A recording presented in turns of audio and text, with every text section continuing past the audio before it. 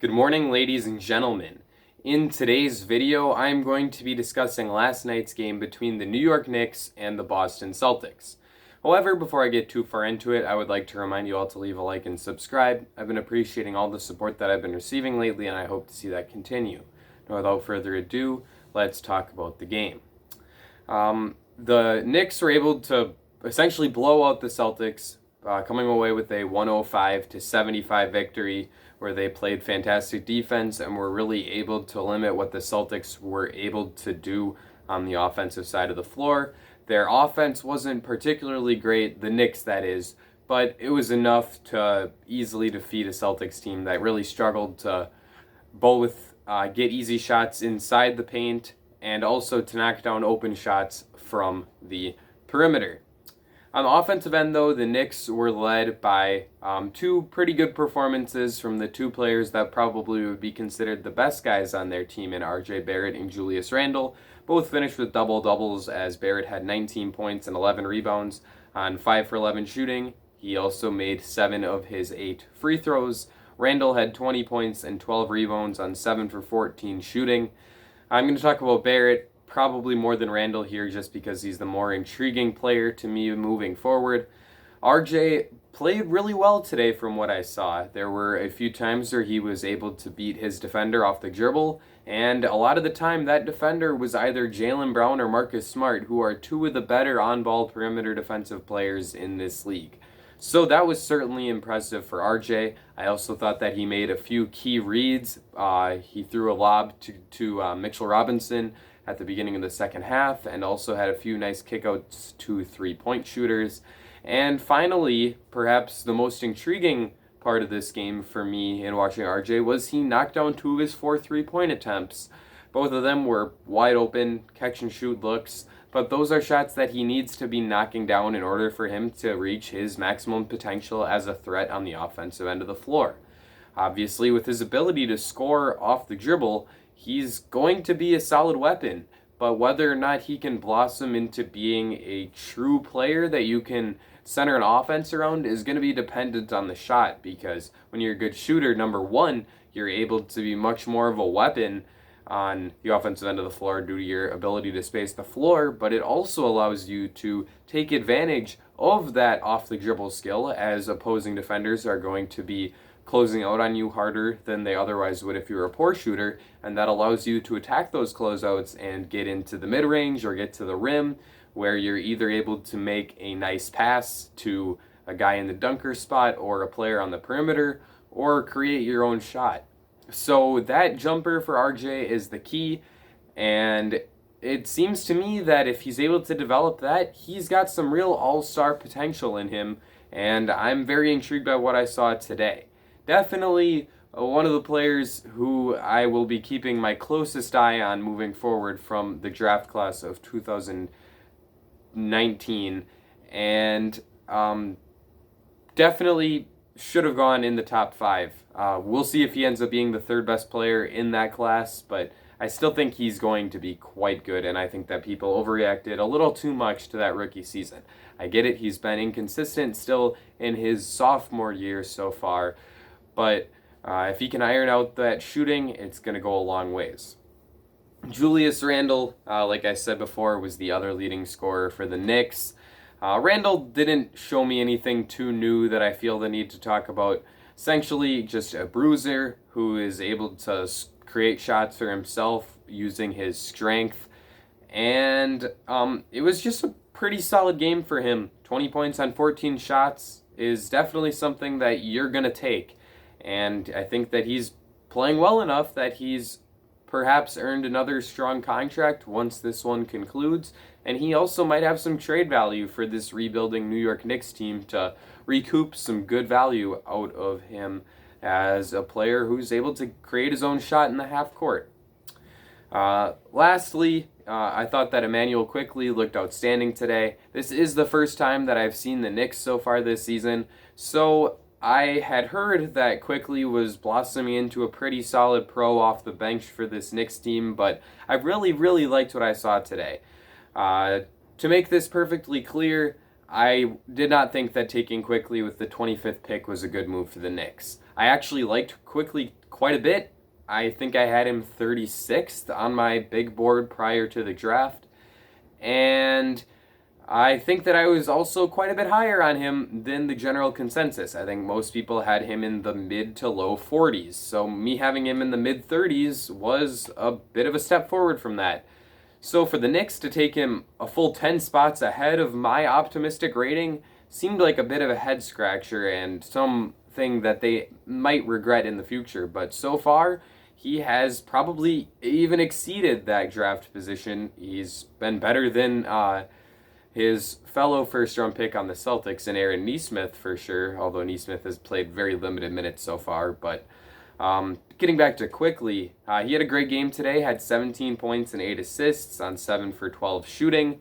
Quickly came in with the reputation as a knockdown shooter, and today he did hit some shots. He went 2 for 4 with the standout knockdown shot being towards the end of the game where he was playing in a high pick and roll and he pulled up from maybe 5 feet behind the 3-point line and knocked down a long 3-pointer due to a absolute defensive miscue by the opponent who went under a screen, which you cannot do against a player like Quickly.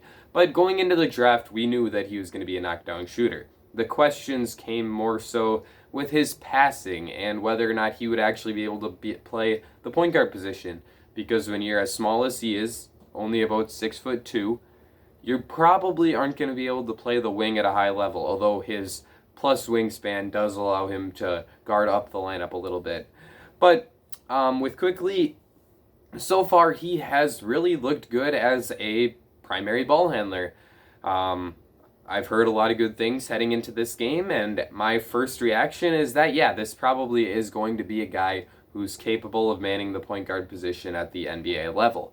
He finished with 8 assists, as I said before, and there were a couple of those that were some really, really nice passes. There was one play in particular where he was creating some penetration and driving to the basket, and he saw a cutter flying in from the corner. I think it was R.J. Barrett, and he made a really nice pass through the defense to find him, and it ended in a dunk.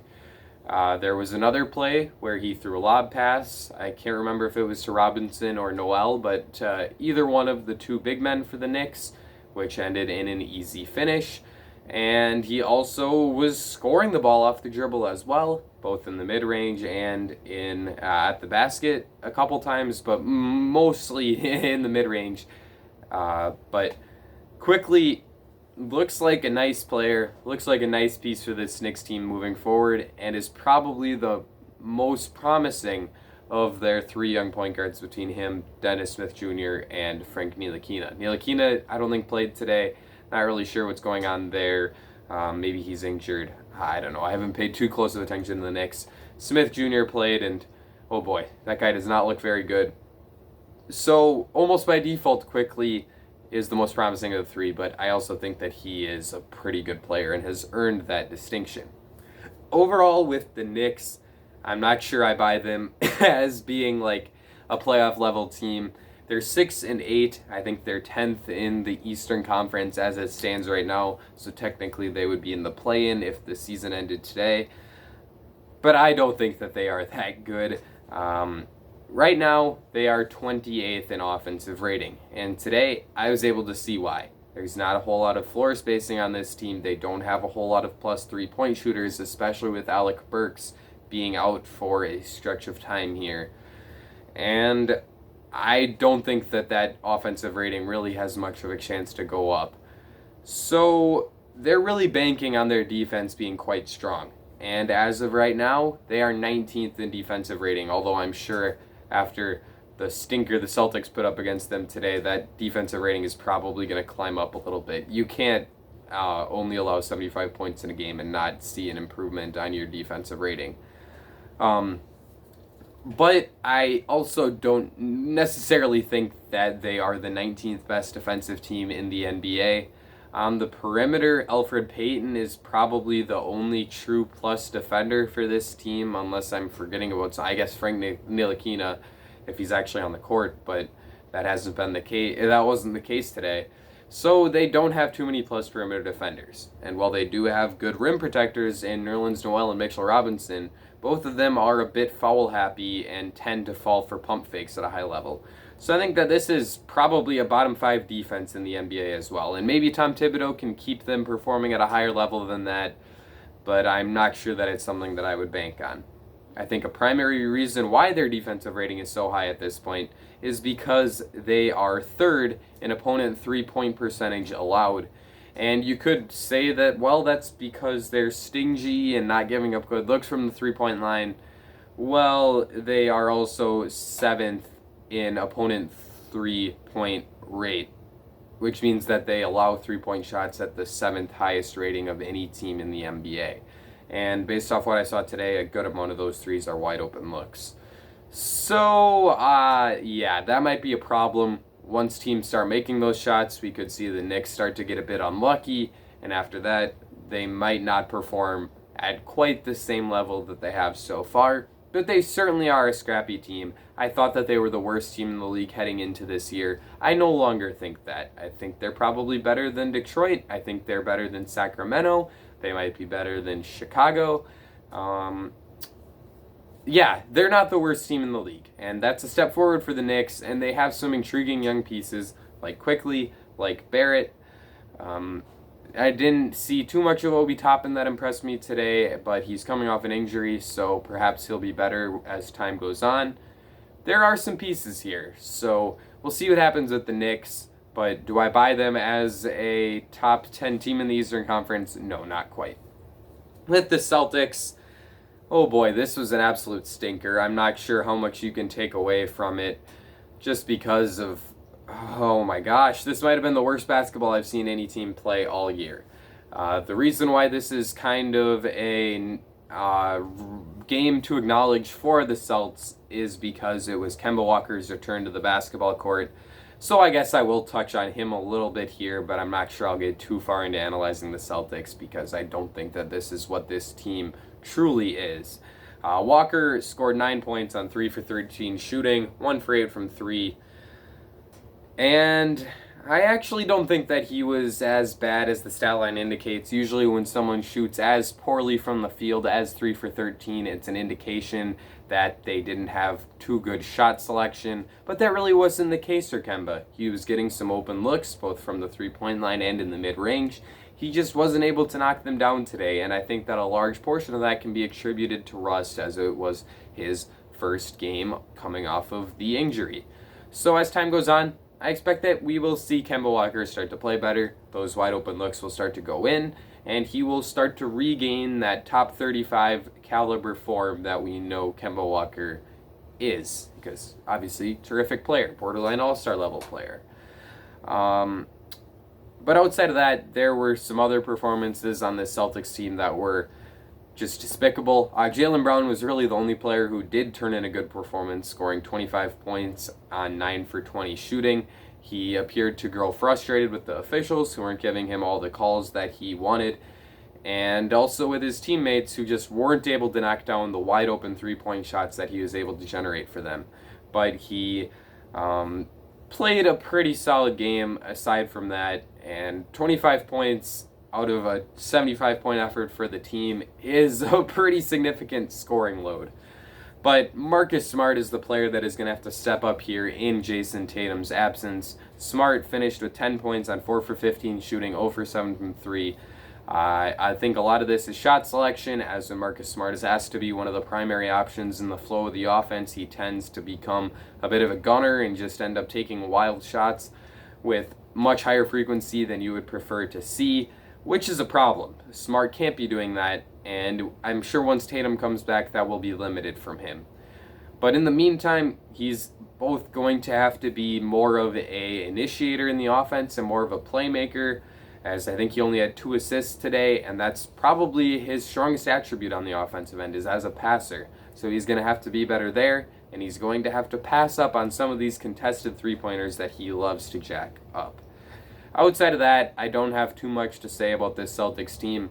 The spacing isn't very good. They don't have a whole lot of guys who can get to the rim outside of Tatum and Brown, and with Tatum being out, it really limits how much penetration they're able to get. But overall, I don't think this team is as bad as they showed yesterday, and I think that we'll probably see them bounce back very, very soon, especially once Tatum gets healthy. I think that I have covered everything that I wanted to cover in this video, so let me know what you thought in the comment section down below. Leave a like and subscribe if you did enjoy this video. That's going to be it for me. Ladies and gentlemen, I will see you all again very soon.